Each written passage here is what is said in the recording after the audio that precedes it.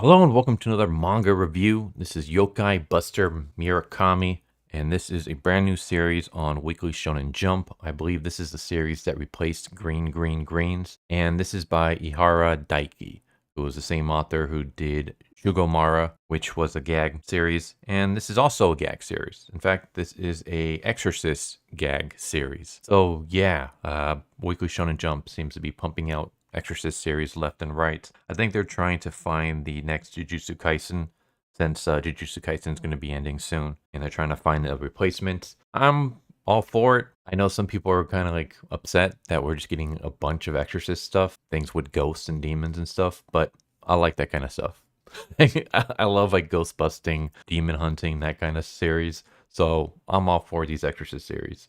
But as I said before, this is a gag manga series. It's not meant to be serious. And yeah, let's jump into the basic premise. Terrifying yokai from hundreds of years ago have been released into the present day. Kuin, the exorcist, stands tall to protect the peace of this world. But in this war of yokai versus exorcists, regular high schooler Murakami has entered the battle. Comedic genius Daiki Ihara's new series is a yokai battle comedy for the modern world. Tagline, the future is now, yokai. And yes, we have our two main characters. Kuin, who is the female that you see here, she is the actual exorcist. And then we have Murakami, who is her friend, and he's just a regular dude. He has no powers whatsoever, other than the power of verbally beating down his opponents. So we start off with Kuin. She's basically asking Murakami to help her out.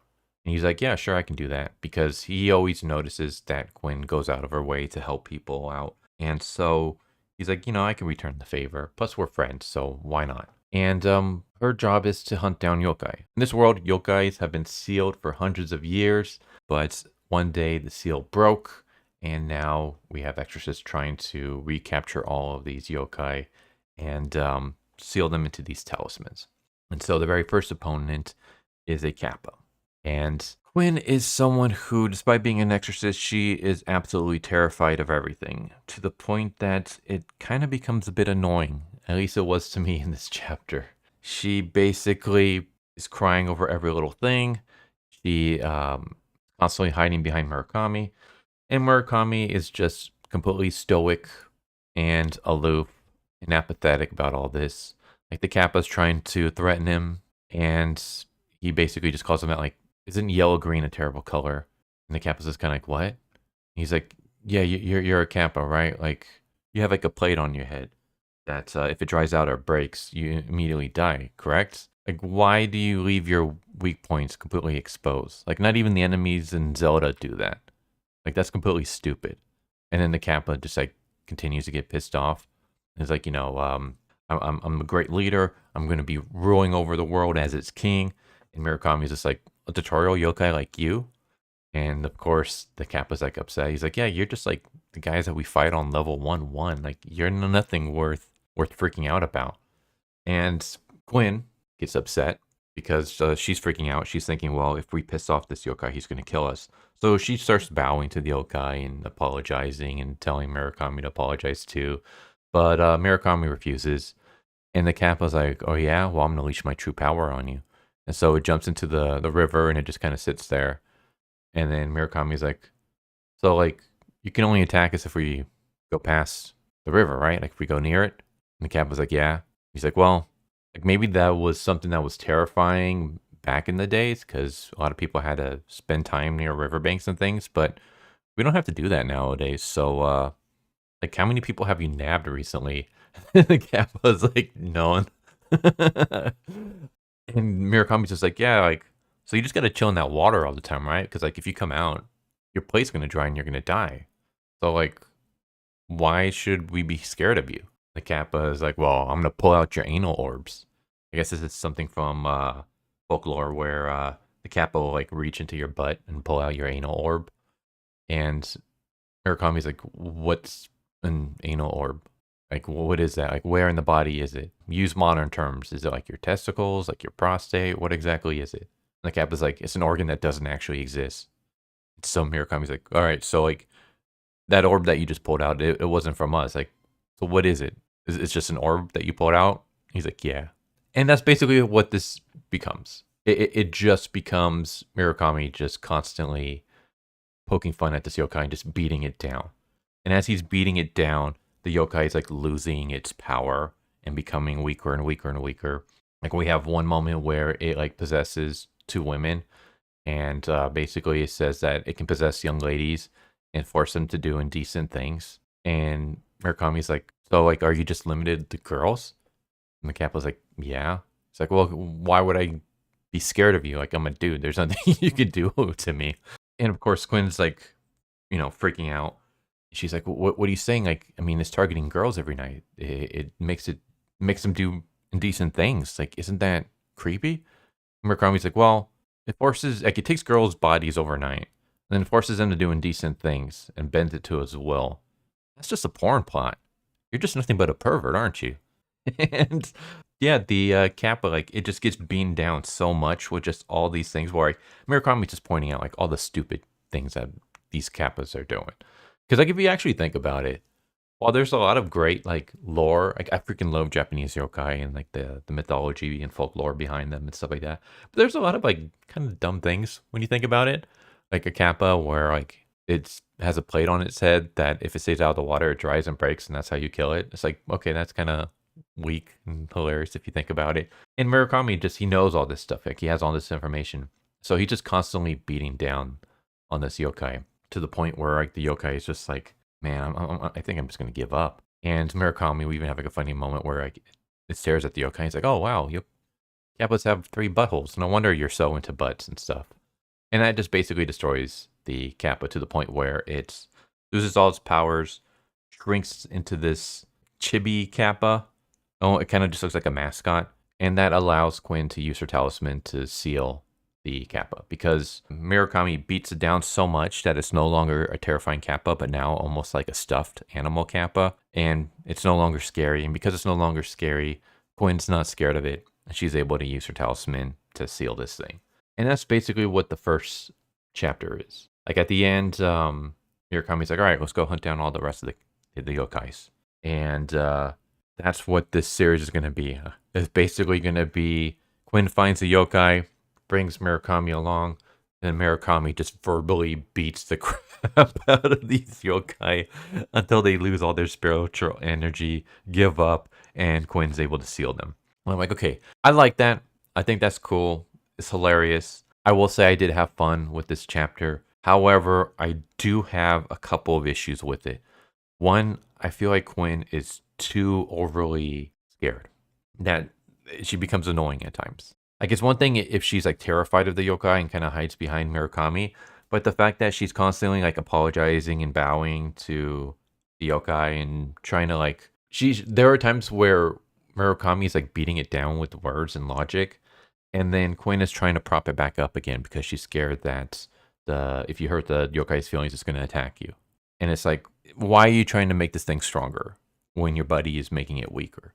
So things like that, it kind of annoys me a little bit.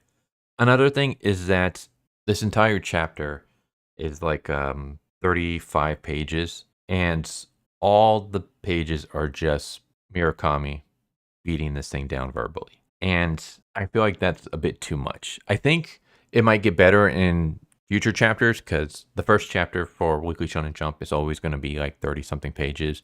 And then after that, it's going to be like around the 12-page mark. And I think that once it gets to the 12-page mark, things will get a lot better and flow a lot better. I think just because it's the 31 pages, the flowing of this was a little messed up in the sense that it was one of those where Murakami was like throwing jokes, but then he just kept doing it. And I feel like we needed like a breather. Like, we needed time for the jokes to land. It was just one insult after another, joke after joke after joke, gag after gag after gag. And it was just rapid fire. And it didn't give, like, I feel like it doesn't give the reader any time to kind of like breathe. It doesn't allow the jokes to like land. Because usually, like, when you throw a punchline, you want to just hit them, boom. And then you kind of want to wait a little bit. And then you start the next joke. You don't just hit them with the joke, hit them with the punchline, and then immediately follow it up with the next joke. Like, you got to give things time to settle down. It's like when you're watching movies and you have a big action scene, you don't have nonstop action from start to finish. You have to have breather moments in between. And there's no like breather moments here. It's just boom, rapid fire jokes left and right. And I feel like we kind of need time to settle down a little bit. I also kind of would have liked a little bit more between Murakami and Kuin. Like the first page is literally them in the middle of their interaction with this Kappa. And then we get like a short, brief flashback where we see them walking up towards the Kappa. And Quinn's just saying, "Thank you for coming with me." And Murakami's like, "Oh, yeah, no problem." And then we have the start of the Kappa incident. And then when we eventually catch up to the beginning. But I would have liked if we had something a little bit more, maybe a little bit more discussion about the yokai, how they were sealed in the past, how they're no longer sealed. Maybe stuff where we get to see how Quinn is, why is she scared?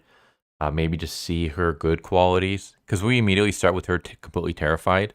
And it's like, I kind of would have liked if we had shown her being helpful to people. Like maybe we see her like helping students after school or whatever.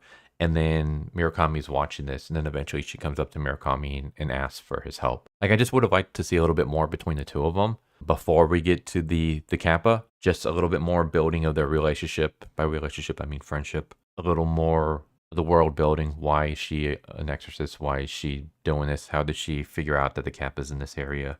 Just a little bit more stuff like that. And then eventually we get to the confrontation with the yokai. And then we can have the jokes. And then again, just a little bit of breather between the jokes instead of just rapid firing. That's kind of the stuff I would have liked. Other than that, I thought this was funny. Like I chuckled throughout this entire issue. I find Murakami just kind of hilarious. I love the no nonsense, just aloof, dry-witted, sarcastic characters. Like this is someone who like he's face to face with demons and he just doesn't care. He just finds them stupid and he points out how stupid they are. And I'm like, okay, that's kind of funny. Like this could be one of those where it can either be funny or it can be really annoying. And I found it funny. I do think that the series is going to work a lot better once it cuts down to the 12 pages that you usually get. So with chapter 2 and stuff, just because 31 pages of nothing but jokes was a little bit too much, which is why I said I would have liked if I saw more before we got to the Kappa. More between the world building, more between the characters developing their like building them up, how they are and stuff, how they are in their ordinary lives before we saw them confront the Kappa. That way it wasn't just 31 pages of rapid fire jokes. We would have time to kind of settle and breathe and stuff like that. So yeah, I think that once we get chapter 2, where the chapters are going to be forced down to like 12 or so pages, things are going to get a lot better. But yeah, that's Yokai Buster Murakami. Overall, I enjoyed it. I thought it was funny. It has its faults. We'll see if they get better. I assume that they will, just based off what I've already said earlier in the video. But yeah, I thought this was pretty entertaining, and I liked it. So there you go. I'll leave a link down in the description below where you can read it for yourself. But I hope you enjoyed, and hope to see you next time. Take care. Later. Thank you for watching my video. I hope you enjoyed it. If you didn't, I still want to thank you for watching it this far, and I hope the next one is more to your liking. With that said, thank you once again, and I hope you guys and gals have a good one. Later.